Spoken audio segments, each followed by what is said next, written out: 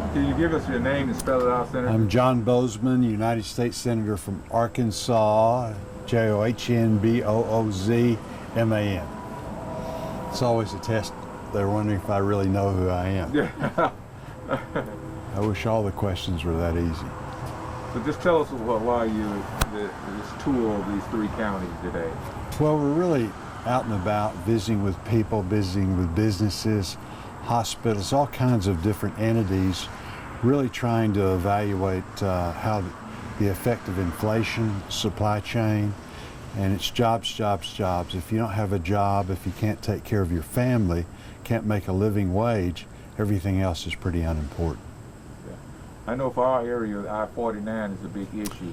I-49 is a tremendous issue, and I grew up in Fort Smith. I understand the importance and have worked on this issue for the last 20 years. And so it really would make a huge difference. Most of the interstates are built east and west. This north-south corridor would not only help the region, help the state of Arkansas, but really would help the entire country and improve the supply chain. What are you doing to see that this finishes? Well, we've worked with prior administrations. We're working with this administration, and really working with the delegations involved, working with our friends in Louisiana. We were able to complete the project in Missouri, and so now we've got areas in Louisiana, areas in Arkansas, and then we would have an interstate all the way from New Orleans to the Canadian border. You talked about inflation. What are some of the things that are being done to ease inflation across the country, the economy right now? We're not doing enough to ease inflation, in the sense that rarely do you have a true crisis where the answer is staring you in the face.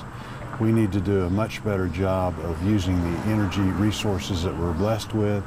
I'm an all-of-the-above guy. We're blessed with natural gas, we're blessed with oil and coal and solar and hydropower. The list goes on, but you've got to produce more energy. You've got to produce such that we'll lower these gasoline prices. Very concerned about the price of things like heating oil in the Northeast that's going to come about. And then again, just all of us feel that when we go to the gas station and fill our gas tanks up. We're in a situation now where it's taking away all of our disposable income, so we don't have money to buy other products, and so it really is devastating. Is there anything you wanted to mention about gun control? I know that's been a kind of a hot topic right now. Kind of your thoughts on it? Well, I believe very strongly that we need to enforce the laws that we have regarding gun control.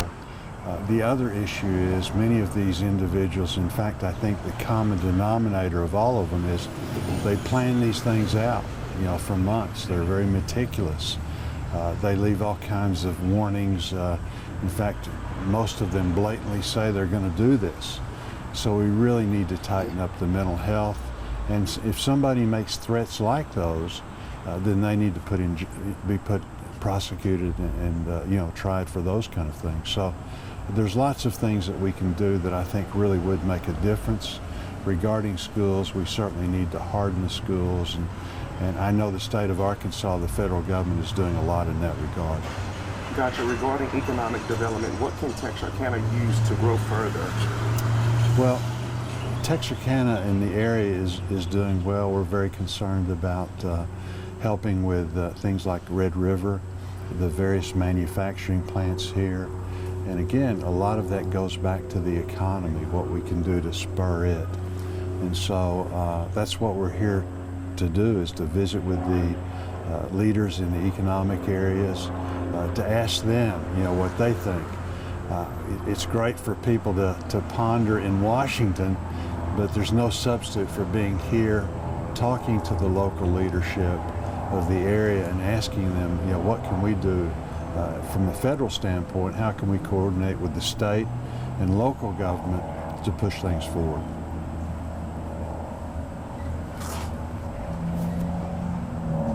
Okay, we have time for one more question?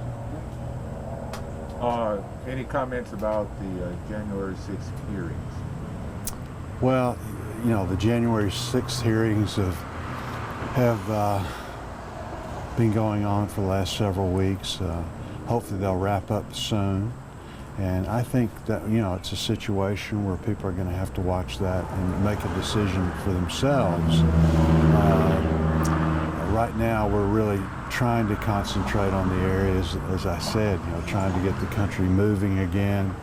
I think all of that will play itself out, and Americans themselves are going to have to make a decision as to what happened. We've had these hearings. We had 2 really good hearings in the Senate in the last several years. So at some point, I think all the information is going to be out, and then again, the public's going to have to view those, you know, what happened for themselves and